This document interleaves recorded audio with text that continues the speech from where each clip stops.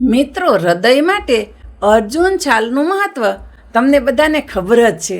આપણે 100 આયુર્વેદિક હૃદયના સ્પેશિયાલિસ્ટ સાથે વાત કરીએ તો તેમાંથી 99% લોકોનું કહેવું હોય છે અર્જુનની છાલ હૃદય માટે રામબાણ માનવામાં આવે છે.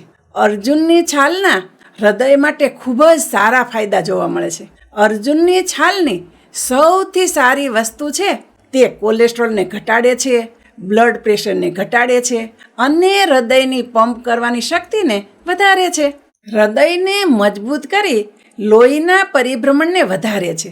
અર્જુન સુખી ચામડીમાં ખૂબ જ સારું કાર્ય કરે છે. શરદી ઉધરસમાં પણ મદદરૂપ થાય છે. અર્જુનના ફાયદાની તો વાત થઈ ગઈ. હવે વાત કરીએ અર્જુનને કઈ રીતે લેવાનું છે. અર્જુનના વૃક્ષની છાલ ખૂબ જ સસ્તી હોય છે. કાદરવોરાની દુકાને કોઈ પણ જગ્યાએ મળી જાય છે અને કરિયાણાવાળાને ત્યાં પણ જોવા મળે છે. તો સૌથી શ્રેષ્ઠ છે અર્જુનના ચોકલેટની સાઈઝના નાના નાના કટકા કરી નાખવાના. 100 થી 150 ml પાણીમાં આ અર્જુનને નાખીને આખી રાત માટે પલાળી રાખો અને સવારે પાણીને પી લ્યો અને છાલને ફેંકી દો. છાલના બધા જ ગુણો પાણીમાં આવી જાય છે.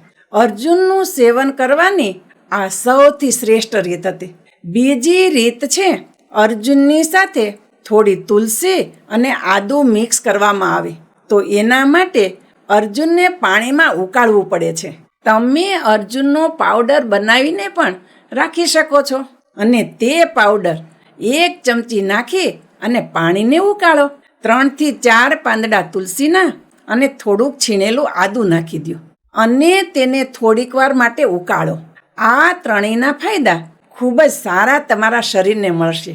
ત્રીજી રીત છે અર્જુનની છાલની ચા બનાવીને પીવી. બજારમાં ઘણા પ્રકારની અર્જુનની ચા મળે છે. તમે પણ સરળ રીતે ઘરે આ ચા બનાવી શકો છો.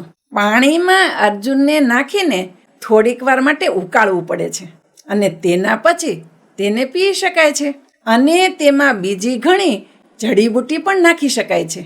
આ ચાને મીઠી કરવા માટે થોડી મુલેઠી પણ નાખી શકાય છે. ચોથી રીત છે અત્યારે બજારમાં અર્જુનની છાલની દવાઓ પણ મળવા લાગી છે. તમે ડૉક્ટરની સલાહ લઈને તે પણ લઈ શકો છો.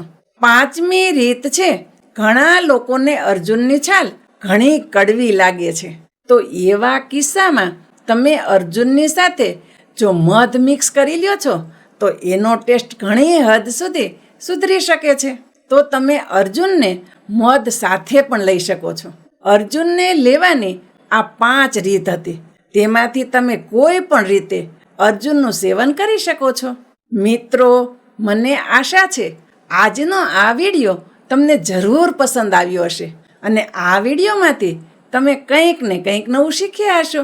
જો વિડીયો તમને સારો લાગ્યો હોય તો વિડીયોને લાઈક અને ચેનલ ઉપર નવા હોય તો ચેનલને સબસ્ક્રાઈબ પણ કરો અને બધા લોકો સાથે શેર કરો. હું શારદાબેન ગોસ્વામી તમને ફરી મળીશ એક નવા જ વિડીયો સાથે. ત્યાં સુધી મસ્ત રહો, સ્વસ્થ રહો.